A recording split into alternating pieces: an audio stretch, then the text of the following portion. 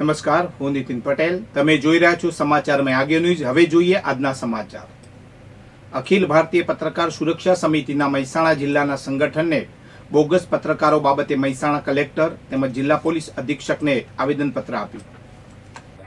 અરવિંદભાઈ સાધુ, મહેસાણા જિલ્લા અખિલ ભારતીય પત્રકાર સુરક્ષા સમિતિના પ્રમુખ છું અને અમારું આ સંગઠન ઓલ ઇન્ડિયા લેવલે છે, જેના પ્રમુખ ભાઈ શ્રી જિગ્નેશ કાલાવાડિયા છે. હવે મહેસાણા જિલ્લામાં અઠવાડિયા અગાઉ એટલે અઠવાડિયાના સમયમાં અમદાવાદથી બોગસ પત્રકારો 5 જેમાં 4 બહેનો હતી અને એક ભાઈ હતા. આ લોકો કરિયાણાની દુકાન પર તોડ કરવાના બદ ઇરાદા સાથે અહીંયા આવેલા અને એ જે કરિયાણાના વેપારીએ મહેસાણા શહેર એ ડિવિઝન પોલીસ સ્ટેશનમાં જાણવા જો અરજી આપેલી, પણ પાછળથી બંને પાર્ટી વચ્ચે સમાધાન થઈ ગયું અને એ લોકોને છોડી મૂકવામાં આવ્યા. અમારી કલેક્ટર સાહેબને અને એસપી સાહેબને એવું આવેદનપત્ર મેં આપ્યું કે આવા જે બોગસ પત્રકારો બહારના જિલ્લામાંથી આવી અને તોડ પાણી કરે છે અને મહેસાણા જિલ્લાના સંનિષ્ઠ પત્રકારોને બદનામ કરે છે, તો આ લોકો ઉપર કાયદેસરની કાર્યવાહી થાય એ માટે અમે આવેદનપત્ર આપવા માટે અહીંયા આવ્યા. બોગસ પત્રકારો એટલે કેવા પત્રકારો? જે પત્રકારો એ લોકોનું સાપ્તાહિક, દૈનિક કે પાક્ષિક કોઈ ન્યૂઝપેપર ચાલતું નથી, એટલે પ્રિન્ટ મીડિયામાં, ઇલેક્ટ્રોનિક મીડિયામાં જે લોકો નથી, કોઈ ન્યૂઝ ચેનલ નથી, એવા પત્રકારો ખોટા કાર્ડ ઊભા કરી ડુપ્લિકેટ અને કોઈક ડૉક્ટર હોય, કોઈ વેપારીઓ હોય, દવાના વેપારીઓ હોય, આ લોકોને કન્નડગત કરવાના અને તોડ કરવાના ઈરાદાથી એ મહેસાણા જિલ્લામાં અવારનવાર આવે છે અને આ મહેસાણા જિલ્લાના પત્રકારો બદનામ થાય છે, ના થાય એટલા માટે અમારો આ કાર્યક્રમ આજનો હતો કે પહેલાં કલેક્ટર સાહેબને આવેદનપત્ર આપ્યું અને હવે એસપી સાહેબને આવેદનપત્ર. આવા લેભાગુ તત્વો માટે શું એક્શન લેવી જોઈએ તમારી દ્રષ્ટિએ? અમારી દ્રષ્ટિએ આવા લેભાગુ જે પણ પત્રકારો છે એમને એમના પર એફઆઈઆર કરી અને લોકો સાથે છેતરપિંડી કરે છે, એટલે કડકમાં કડક કાર્યવાહી કરીને એમને વધુ નહીં પણ 6 મહિના સુધી એ જેલમાં રાખવા જોઈએ, જેથી બાકીના આવા જે બોગસ પત્રકારો છે એ આવું કરતા 7 વખત વિચાર કરે. આવા લોકો એ બૂમ મતલબ કે માઇક લઈને આવે છે, તો સરકારી અધિકારી કોઈ બી એવું સમજે કે પત્રકાર છો, તો એના માટે આપણે શું સંદેશો પાઠવવો કહીએ? ના, અમે તો કહીએ કે પહેલાં તો એમનું કાર્ડ માગે, એમનું કોઈ સંસ્થા હોય, ન્યૂઝપેપર હોય કે ઇલેક્ટ્રોનિક મીડિયા, પ્રિન્ટ મીડિયામાંથી ગમે તે હોય, તો એમનું કાયદેસરનું એ સર્ટિફિકેટ માગે, અથવા એમનો જે બોસ હોય, પ્રિન્ટ મીડિયા હોય તો એનો તંત્રી હોય, કે ઇલેક્ટ્રોનિક મીડિયા હોય તો એનો એડિટર ઇન ચીફ હોય, એના મોબાઈલ નંબર પર વાત કરી કે ભાઈ આ તમારો નોંધાયેલો અથવા તમારો રેકગ્નાઇઝ કરેલો પત્રકાર છે, એની ખરી કરી અને પછી જ કોઈ ઇન્ટરવ્યૂ આપવું જોઈએ કોઈ પણ અધિકારીએ અથવા કોઈ પણ સામાજિક વ્યક્તિએ. પાટણ નગરપાલિકા તંત્રે આગામી ચોમાસા માટે પ્રી મોન્સૂન પ્લાનની તૈયારીઓ શરૂ કરી છે. હવામાન વિભાગે આ વર્ષે સારા ચોમાસાની આગાહી કરી છે. કેરળમાં જૂનની શરૂઆતમાં જ ચોમાસું આવશે.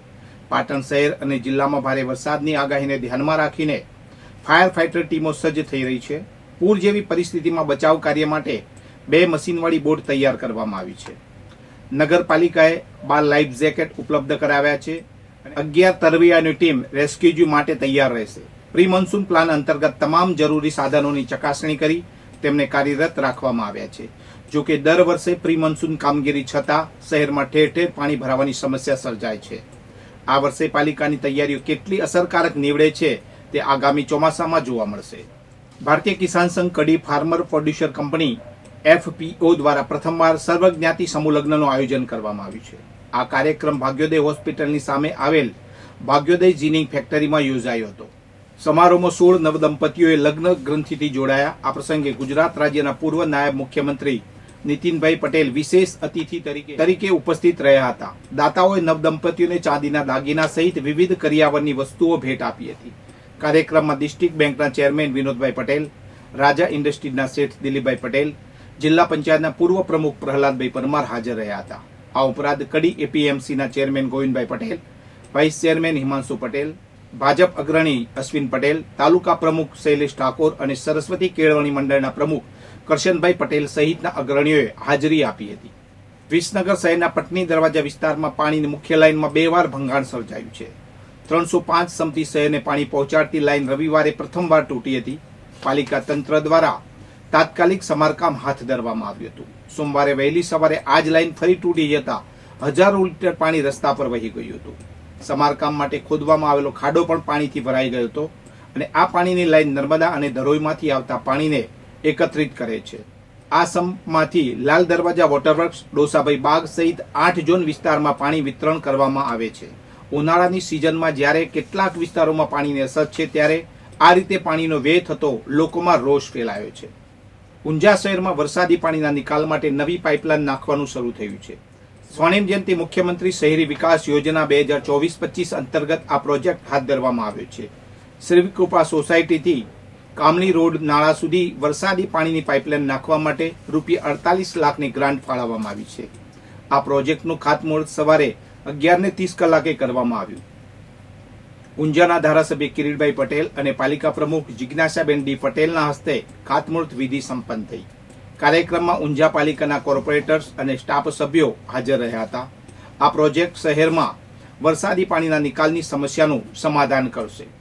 કડી પંથકમાં રવિવારે રાત્રે અચાનક પવન સાથે વરસાદ તૂટી પડ્યો. અસહ્ય ગરમી અને બફારાથી રાહત આપતા આ વરસાદે કેટલાક વિસ્તારોમાં નુકસાન પણ પહોંચાડ્યું. એતબાર ચોકડી પાસે એક મોટું લીમડાનું ઝાડ ધરાશાયી થયું.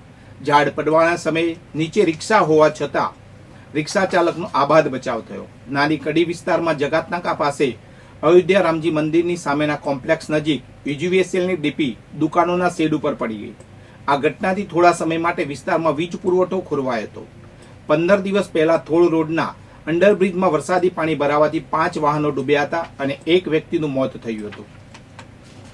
આ દુર્ઘટનાને ધ્યાનમાં રાખીને કડી નગરપાલિકાએ આગોતરા પગલાં લીધા છે. પાણીથી બચાવ માટે પાળ બાંધવામાં આવી છે અને પોલીસ તથા નગરપાલિકા દ્વારા બેરિકેડ્સ મૂકી અંડરબ્રિજ બંધ કરવામાં આવ્યો છે. વધુ સમાચાર માટે જોતા રહો સમાચાર મેં આગે ન્યૂઝ. નમસ્કાર.